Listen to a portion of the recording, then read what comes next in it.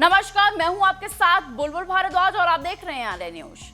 देश में चल रहे 2024 के लोकसभा चुनाव अपने अंतिम चरणों की ओर बढ़ रहे हैं। देश में 18वीं लोकसभा चुनने के लिए 7 चरणों में से 6 चरणों में वोटिंग हो चुकी है। साथ ही 7वें चरण की वोटिंग से पहले बीजेपी के नेतृत्व वाले एनडीए और विपक्षी इंडिया गठबंधन दोनों ही अपनी जीत का दावा कर रहे हैं। वहीं दूसरी ओर जिन जीत हार के दावों के बीच देश के प्रमुख सट्टा बाजार ने फिर से लोकसभा चुनाव 2024 को लेकर एक नया दावा किया है, जिससे पक्ष और विपक्ष दोनों के बीच कोलाहल की स्थिति बन गई है। जी हां, देश में होने वाले लगभग हर चुनाव में राजस्थान के प्रसिद्ध फलौदी सट्टा बाजार पर सभी की नजरें बनी रहती हैं। आज की इस वीडियो में हम आपको बताएंगे कि छठे चरण के बाद इस बार फलौदी सट्टा बाजार किसे विजयी घोषित कर रहा है और देश में कौन सी पार्टी कितनी सीटें हासिल कर रही है। फलौदी सट्टा बाजार की माने तो बीजेपी उत्तर प्रदेश में 2019 के लोकसभा चुनाव के परिणाम को दोहराती हुई दिख रही है।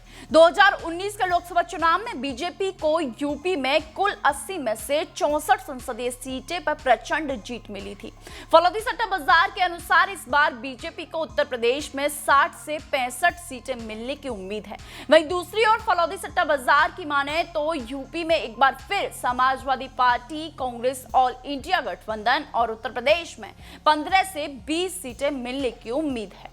13 मई को फलौदी सट्टा बाजार ने अनुमान लगाया था कि बीजेपी 300 सीटें जीतेगी। साथ ही कांग्रेस पार्टी को केवल 40 में से 42 सीटें मिलने का अनुमान था, जो 2019 के चुनाव में जीती गई 52 सीटों से कम था। बाकी बची सीटें अन्य पार्टियों को मिलने की उम्मीद जताई गई। लेकिन एक हफ्ते के बाद फिर से फलौदी सट्टा बाजार का अनुमान बदल गया है। अब बीजेपी 300 सीटों से नीचे आ गई है, जबकि कांग्रेस पार्टी का आंकड़ा 70 से 85 सीटों तक पहुंच गया है, जो कांग्रेस के लिए कुछ अच्छे संकेत नहीं दे रहे हैं। दरअसल फलौदी सट्टा बाजार में हारने वाली पार्टी की कीमत अधिक होती है, जबकि जीतने वाली पार्टी की कीमत कम होती है। इसमें खास बात यह है कि फलौदी के सट्टेबाज देश के साथ साथ दुनिया की राजनीतिक और खेल गतिविधियों के साथ साथ बारिश, मौसम जैसी भविष्यवाणियों पर भी नजर रखते हैं।